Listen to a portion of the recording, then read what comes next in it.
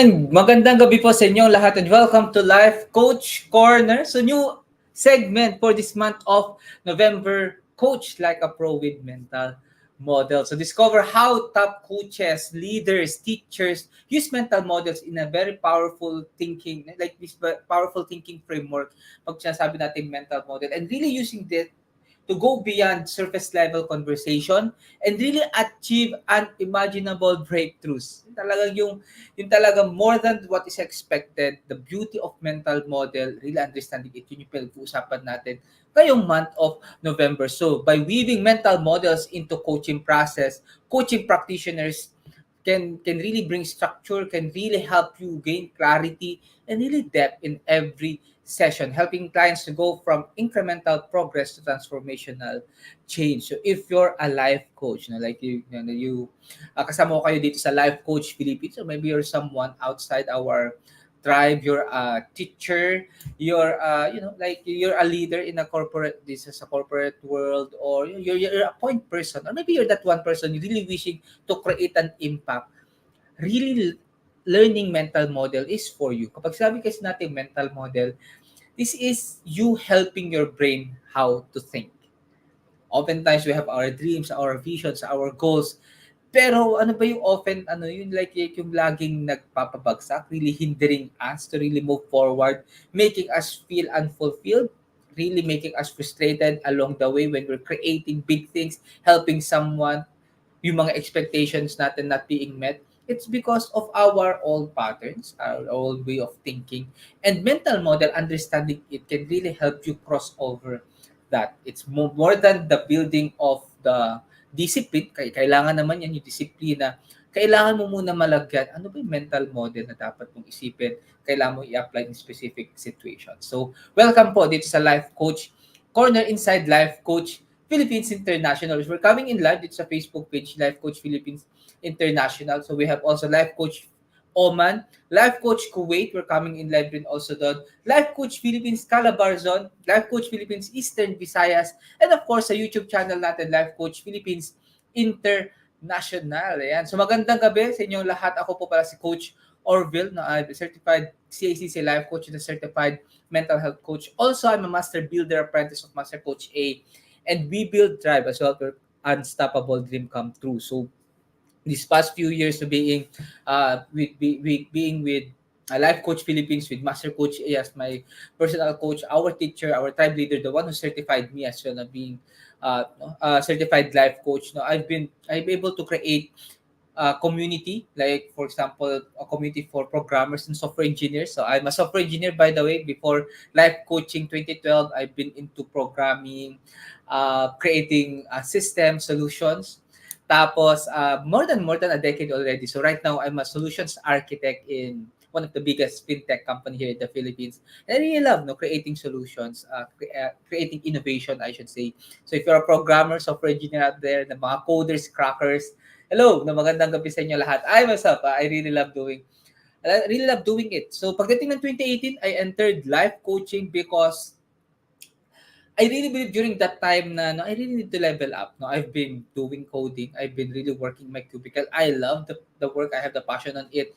But it's time for me to really to go to my next level, which is really building my own, like by starting my entrepreneurship journey, building my own company. And yung pinaka one hindrance na nasa isip ko is really building the confidence to talk. Na I really need to overcome my shyness. Hindi talaga ako ganito. No, I'm not into public speaking. I'm not into talking to anyone. I'm not into expressing myself. No? I have always that fear. Pero life coaching really helped me to really cross over with that. So I'm still a work in progress. My mental models are like really improving the things that how I understand, improving my mental health as well. Sa life coaching ko po to lahat in-embrace. Sa life coaching as a lifestyle. So, yun, ano pa ba? 2021, I got was able to really reach na check mark ko yung isa sa mga pangarap ko, which is in my entrepreneurship journey. I really want to have my own company. So 2021, I was really blessed. Master Coach A really invited me to become one of the co-owners of Rise Up Creatives riseupcreatives.com. So if you're going to visit riseupcreatives.com, so this is a social commerce turnkey solution for every entrepreneur and business owner. So if you have a business, product, service that you wanted to offer, and you know social media, the digital space is the best place for you to really offer it. Pero hindi mo lang talaga alam kung how can you really show up in the internet, in your social media, how can you create the content, what pictures ito, marami kang ino-overthink dito. You know what? Have a conversation with us. As long as you have that product, clear services, clear vision of it, the how-tos, let riseupcreatives.com help you not to really hold that, not to really take that gap from you. Really looking forward having a conversation with you. Just really comment kung ikaw po ito nakakonect ka dito. And if you're a life coach, no, we have mga service provider, no, social media is something that we really need, no, to really consider. I would say hindi siya something na we can disregard because we are in the digital revolution. As a digital revolution na tayo, all people are here in social media. They are looking for solutions. They're trying to really show up as well. Try to show up as well, no, dito sa social media. Become more excited. And you don't need to, again, to worry because riseupcreatives.com is here for you. So 2024, we expanded, we really improved the reach, we really improved the service. Master Coach here have this great vision. Hence, we entered digital real estate. So si riseupcreatives.com acquired multiple digital properties. Right now, nasa 28 na. So we have different website wherein it caters different niches from mental health, from industry, from survival daily. Ayan, so mas si coaching andito into baking harmony. And then, so there have multiple digital real estate. And one of it is dialhumanhealth.com. So this site, I own this digital property wherein I help individuals who are really challenged in technology and being restricted with their self-limiting beliefs na dapat techie sila na para makapag-show up in order for them to really enjoy what technology has to offer. Technology is just a tool. The challenge is ano ba yung perspective, ano ba yung limiting belief, bakit ka natatakot, no? And if you're that one person who wanted to really overcome, no, just really consider technology as a tool to have that courage, yun, mag-usap po tayo. Meet me at Decaf Coffee Republic. You can also message me right now, leave a comment, pwede kitang reply. So Decaf Coffee Republic, this is our physical space, home of certified life coaches. Location namin, Pioneer Center Compound along Pioneer Road, corner Brixton, United Street, Capitolio, Pasig City. So kita-kits po doon. No? You're always one message away. Maybe you're ano bang English ng kanto? Baka nandito ka lang naman sa Pasig, punta na po kayo sa Decaf Coffee Republic. The next conversation, no, the next conversation that you need sa buhay mo right now, maybe ganun lang siya kalapit sa iyo to really have that breakthrough. Yan. Magandang gabi sa inyo. I would like to greet yung mga kasama ko right now dito sa live. So, Jeb, magandang gabi sa iyo, Jeb. So, I remember, I'll message you afterwards. Ayan. Coach Lynn, magandang gabi sa iyo, Coach Lynn. Master Coach Jasmine is also here. Ayan, magandang gabi po. Thank you for tagging yung mga coaches natin. Coach C, magandang gabi sa iyo. Mga kasama ko yan sa book writing, no? Yung mga kaway-kaway dyan, mga kasama kong book writing. Watch out, before 2024, there would be great books out there na lalabas from our tribe. So, ayan, magandang gabi. Coach Eva, ayan, nakasama ko yan kanina madaling araw with our conversation sa Decaf Coffee Republic. Magandang gabi po sa iyo. Ayan. And then Coach Joanna, good evening sa iyo. Good evening. Okay. So we're going to talk about, again, some mental model yung pinag-uusapan natin. So we're going to dive deep into it. And the perspective here is you're a coach. You're a point, you're that one person leading. You're that one person teaching. Ibig sabihin may mga taong umaasa, trying na to really help, no, ask for help. Ikaw yung point person nila. Yun yung gusto kong sabihin. And mental model is actually a great picture, or I would say a great value for you. So tonight, this mental model is actually for all. Naniniwala ako doon. Mapa-work, you're in the office, mapa-bahay man yan, mapa-into relationship man yan, mapa-into making your dreams come true man yan. Itong mental model na to ay para sa inyo. So, let me start with the story. I said kanina, so I said na year 2012, I started being a professional, working as a web developer, software engineering. And even though how like it's parang ang picture kasi dati, no, parang how tasking or how very technical it is. I'm that one person who doesn't give that enough value in planning. So I remember one time, so I started being a web developer. Lagi kong inaasa yung gagawin ko dun sa iuutos sa akin.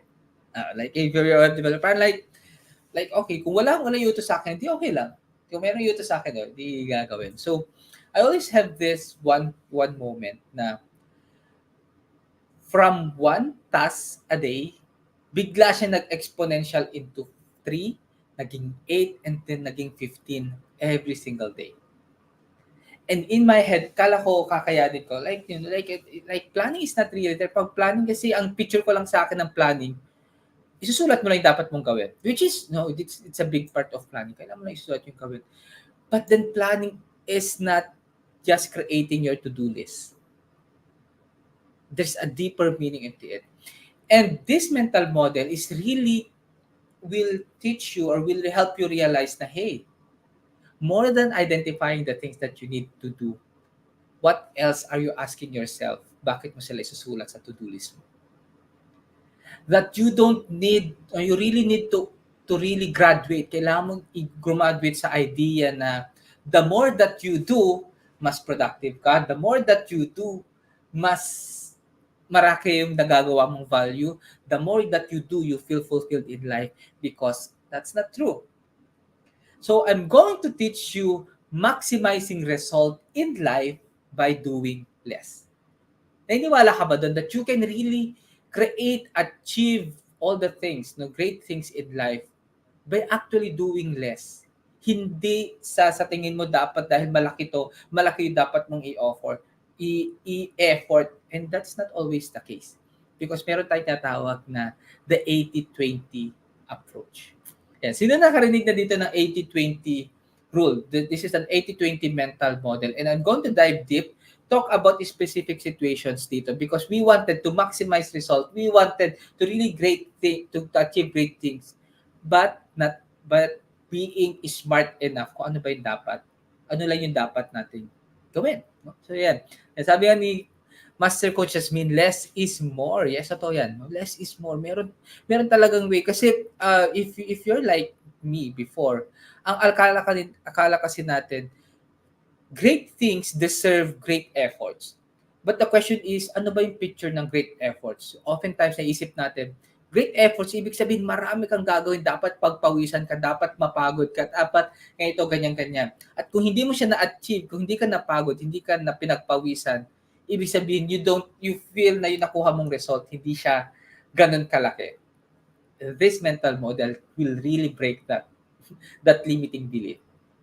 Great effort doesn't mean physically exhausted ka. Doesn't mean you should feel stressed. No, that's not really actually the point dun sa great effort na yan.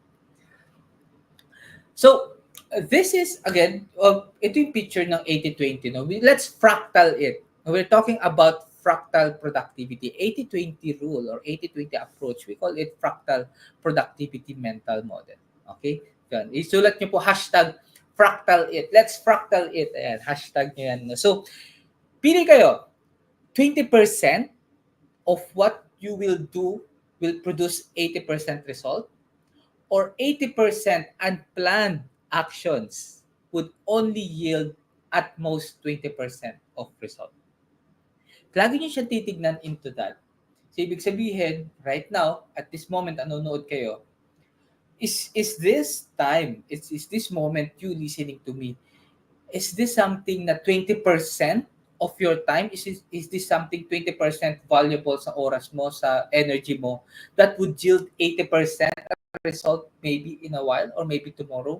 Or do you see it as an 80% pero 20% lang yung i-yield niya na result? So that's a sample picture na pinibigay ko sa inyo right now, because that's how this principle works. Meron talaga mamamap mo every action, every thought, every conversation as an 80-20. So, kailangan nyo siyang tignan. Kailangan nyo siyang piliin. Magluluto ka ngayon. Itong pagluluto ko ba na to is like a 20% action that would yield into 80% result na magugustuhan ako ng partner ko. Mas magiging, may kita niyo yung effort ko, mas magiging sweet ba ako? or not? So you start really seeing, reflecting, saan ba napupunta yung mga actions ko pagdating na sa 80-20 na mapping. 80 yan, 80-20. 80 na action, 20 result, or 20 na action or 80 result. Ganyan po yan lagi. You always have that.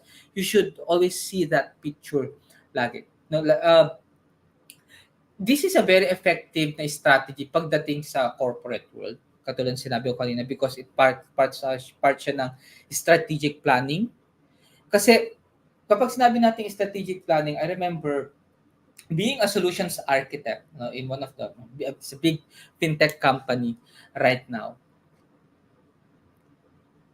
Time management is really crucial. Now, let me use the word crucial. Because demands are high, clients are waiting, clients are irate, marami silang nasisira. Like, if the system goes down, ibig sabihin nagwawala sila, and it's really crucial. And it's very important na hindi magpapanik yung tao. Hindi ako magpapanik, hindi magpapanik yung mga developers. And you really need to identify the most minimum effort na dapat gawin to solve the majority of it. Kasi kung walang 80-20 na concept, ibig sabihin, once may nagreklamo, once may nagpanic, once na nagbaba ng requirements, lahat tayo magtatrabaho, lahat. Doesn't matter. Wala, kailangan lang natin magtrabaho, rarara. Kaya lang. Because we feel na dapat, the more we react faster, mas makukuha natin yung result. Actually, it's not. So, kapag nagbaba ng requirement or meron nagrereklamong customer, maraming nagrereklamong customer. And when you say maraming nagrereklamong customer, we're not talking about 1, 2, 3, hindi. We're talking about million. Ito yung kapag nag-down yung system ng 1 second, 70 million yung mawawala. Ganun kalaki. So, kailangan mag-meet, kailangan mag-meeting. Okay, ano yung pwede natin gawin for the next few minutes? Kahit maliit lang, but we can really compensate yung ganito kalaking nawawala. And it's not about really coding. It's not about jumping. Hindi lahat gigisingin lahat ng developers. No, hindi always ganun yung solution pagdating sa IT. It's really identifying, the 20% na kailangan natin gawin is to shut down itong service na to. Maybe that one. Na kapag umabot kayo into that planning phase, even though sa tingin natin ang laki nawawala at kailangan guluhin lahat ng mga tao, no. 80-20% is identify ano yung pinakamalit na pwede natin gawin that can really save the company. Maybe yun lang. Let's shut down itong service na to. We start to really removing the leak. So that's 20% action. Hindi natin hindi ginulo yung buong department. At 20% action pero it gave at 80% result. And then from that, you start to recover things. So that's the sample sa corporate part. How about in relationship? Pagdating naman sa relationship, I have a lot of bloopers pagdating dito, no. I'm still a work in progress. Talaga no pagdating yan sa lalo sa romantic relationship. So I'm courting someone, alright? So maybe in our tribe, no, you know that story. And you know my story, I should say, pagdating sa courtship. And it's very important itong mental model na to, especially for me, because nanggaling ako in a corporate picture, nanggaling ako sa rara na picture na as long that I feel that I'm doing something, it should work. It should be pleasing. Pero hindi yun yung case lagi. So ikaw, kung isa ka manliligaw right now, hindi porket meron kasi picture na you're doing all the things, you're doing effort, a lot of effort. And then you start to expect na dapat okay. Pero hindi. You really need to identify what's that 20% that would really make yung nililigawan ko happier, more touch sa ginawa mo, or making that moment more memorable. Hindi siya always na dapat dahil ito yung nakikita mong picture, dapat masaya siya, happy, ganyan. Ganito yung dapat nagrarara ka, dapat you are reacting. No, the mere fact that your thinking is reactive, ibig sabihin wala ka sa 80-20 rule. Ibig sabihin hindi ka nag-stop to make a reflection to it. That's 80-20 rule. Meron yan lagi. Okay, so Right now, I'm going to give you three questions, powerful question for you to reflect. What is your 80-20 rule or how can you apply the 80-20 approach para makuha mo yung maximum result while doing the while really doing less. Yan. Sabi niya, Master Coach Yasmin, kaya you can check, you can backread yung comment section natin. Meron yan. You do, getting the more result by doing less. So here's the three question. Una, which 20% of activities bring you the greatest return on effort?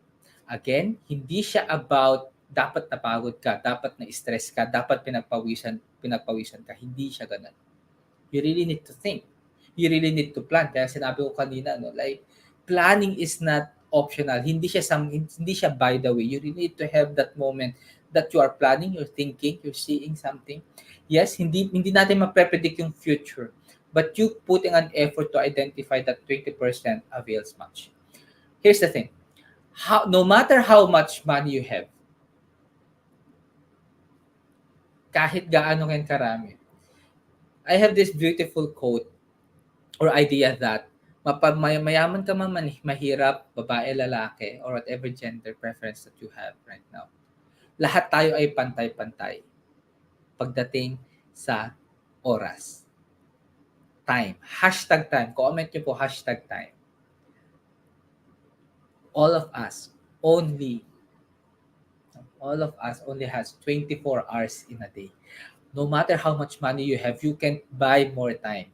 Protect your time. Don't fill it with useless things or useless meetings, useless conversations, useless sitting because you only have 24 hours in a day.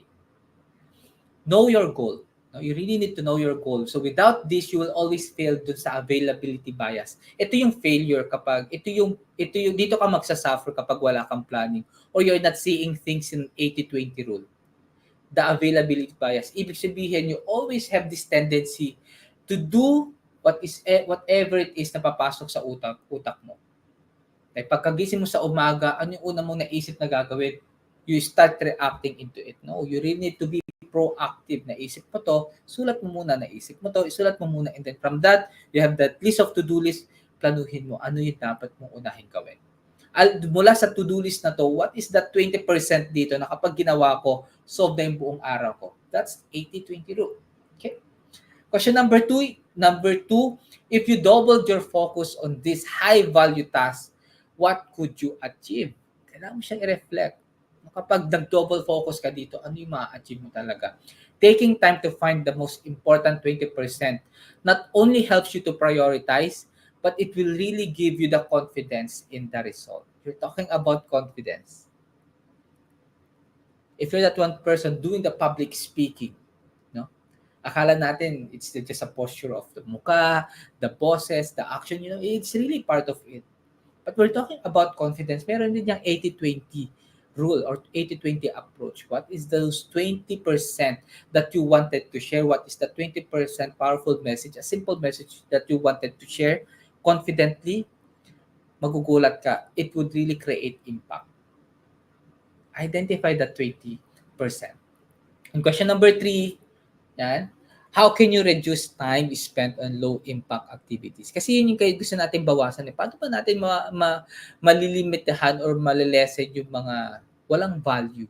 Yung, sabi, like we use the term, walang kwentang gawain talaga. We really need to start reflecting that. So it is not, sabi ni Richard Cook, it is not a shortage of time that should worry us, but the tendency for the majority of time to be spent in low quality ways.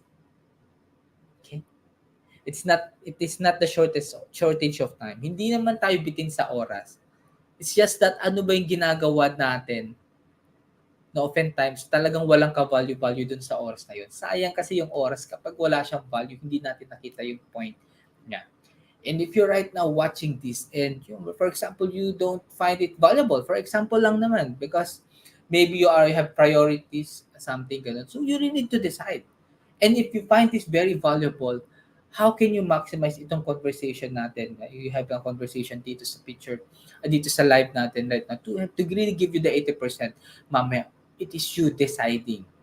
Itong moment na to, oras mo to, ginagamit mo siya, staying with me right now, watching this right now, paano mo nakikita to na valuable for your whole day before this day ends? It's up to you.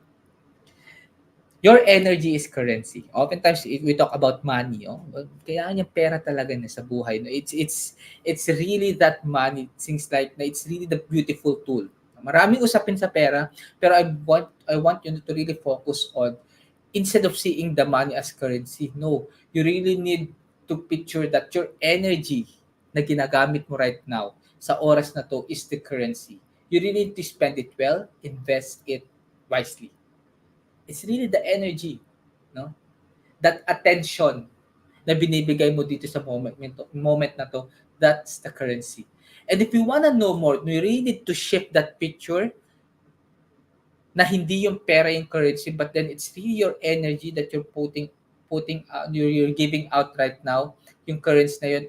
Understanding that principle is really beautiful, and you want help to understand it deeper. Here's a solution. Connect with us and really join out the online course ni Master Coach A right now, which is Effortless Productivity, Systems and Routines for High Achievers. Actually, Coach C just shared yung course na to. Kasama ko siya dito. So sabi niya dito, #Effortless Productivity. There's this beautiful online course under Ruzuku. Si Master Coach A po yan. If you wanna know more about this, connect with me, connect with us, comment below. #yes. Comment kung mag-#yes ka dito. Ibig sabihin, you wanted to know more about effortless productivity, because this is this is a course wherein it really shifted from time, which is mahalaga yung time. Time is currency. Pero more than the time as currency, mas deeper niyan yung energy mo, yung ine-exude mong energy into that time for you to do the most valuable thing right now. We've already described productivity as the ability to achieve our most important goals as effectively and as efficiently as possible. Ayan. So, really looking forward meeting inside. No, if you want to know more about 80-20 approach. Again, yung title natin is Maximize Results by Doing Less. And you wanna know more about effortless productivity, connect with us, 0917-586-1661. Message me. You can visit facebook.com/Coach Orville, or mag-comment lang po kayo right now. Kung nag-#yes ka, may message kita, or visit us at Decaf Coffee Republic, location namin, Pioneer Center Compound along Pioneer Road, corner Brixton, United States, Capitolio, Pasig City. Your energy. Again, your energy is the currency. Spend it well, invest it wisely. So maraming pong salamat for staying with me tonight. I am Coach Orville. Magandang gabi po sa inyong lahat. Love, bang boom. Signing off. As a business owner, are you overwhelmed by the need to post beautiful, engaging content every single day? Are you left wondering what to write? Tired of scrolling through stock photos that all start to look the same? Confused by complicated graphic design programs? Rise Up Creatives is here to help. Each month, we give you everything you need to create 31 days of social media content in just 5 minutes a day. Customizable captions, curated lifestyle photos, a drag-and-drop graphic design tool, and the ability to post directly to your social media accounts. No one else empowers you with these 4 resources all in one place. Each month, we help you plan your social media calendar by providing you with 31 image themes and customizable captions so you can quickly and easily create engaging content and grow your following. Simply select the image that works best for your feed or story. Then, copy the caption and customize it to fit your audience. 5 minutes a day. It's that quick. Plus, you'll absolutely love our drag-and-drop graphic design tool. Start from scratch or choose one of our beautiful templates to fit your unique brand. When you're ready to export your design, you can download, email, or post directly to your social media accounts. Here's the truth. Our world needs what you have to offer. Don't let technology or procrastination hold you back. Rise Up Creatives is more than an online resource. We're a community helping you overcome your biggest barriers to reach your greatest goals. We're to help you rise up and be creative.